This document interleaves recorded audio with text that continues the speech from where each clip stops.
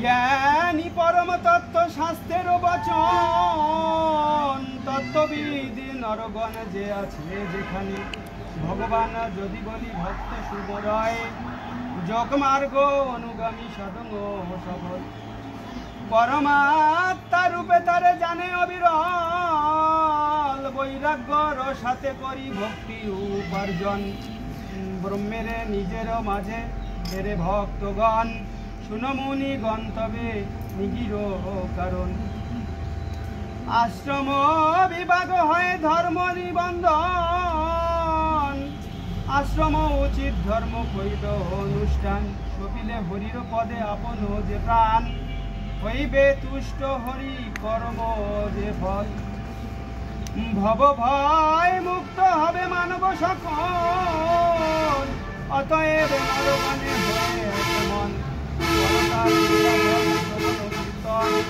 ভজন পূজন আর হরি গুণগান, মানব জীবনে হয় কর্তব্য প্রদান, যে জন হরির প্রীতি করে সম্পাদন, সফল জনম তার সার্থক জীবন, ধন্য রূপ শিবলে যত বীর্যগণ, জগতে থাকিয়া কর কর্মের সেদন, সেই হরি গুণ কথা শুনিবার কানে, তাহার না অভিলাষে মনে প্রাণে, নিষ্ঠা মনে তীর্থ সেবা করিয়া মানব, লাভ করে পুণ্য রাশি ভবের বৈরব, তীর্থ সেবা করি হয় হরির সাধন, তাহাতে জনমে শ্রদ্ধা করে সর্বজন।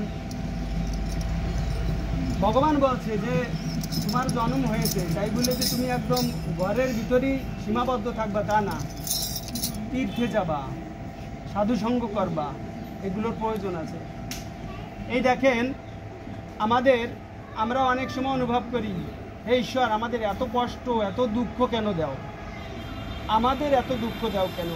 আমরা দেখতেছি কত পাজারু গাড়িতে চলতেছে, বিলাস বহুল ভালো একটা পরিবারে জন্মগ্রহণ করতেছি, আমার ওই জায়গায় জন্ম হলো না কেন? আমরা অনেক সময় আমাদের কৌতূহলের বসে আমরা অনেক প্রশ্ন করি।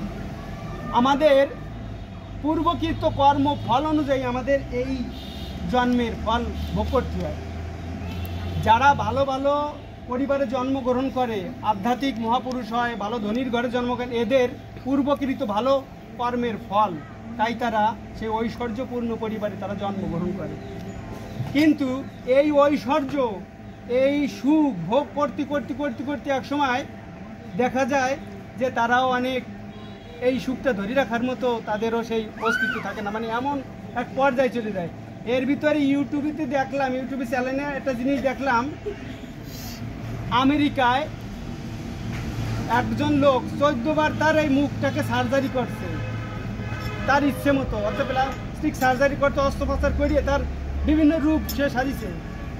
এইবার এই 2024 সালে সে তার মুখটাকে সার্জারি করিয়া, 24 না 25 যেন সার্জারি করিয়া 1,56,00,000 টাকা দিয়ে সার্জারি করিয়ে সে একটা বাঘের মূর্তি, মানে বাঘের মুখ করছে। তাহলে বিলাসিতা। ঈশ্বর তার কোনো জন্মের কোনো কর্মের ফল অনুযায়ী তারে বিলিয়ন বিলিয়ন ডলার কোটিপতির গর্ভে জন্মগ্রহণ দিয়েছে। সেই জন্মগ্রহণ করিয়া ওই কোটি কোটি টাকা ভালো কোনো কাজে ব্যয় না করিয়া বা তার নিজস্ব কোনো কাজে ব্যয় না করিয়া সে তার মুখটারে কী করছে, বাঘের মুখ বানাইছে। 1,56,00,000 টাকা, অর্থাৎ 1,56,00,000 টাকা মানে বিশাল বিষয়। অর্থাৎ যদি চালায় 3টে পুরুষ এক ভাব খাই যেতে পারে, তার কোনো সমস্যা হয় না, তাহলে সে করছে তাই।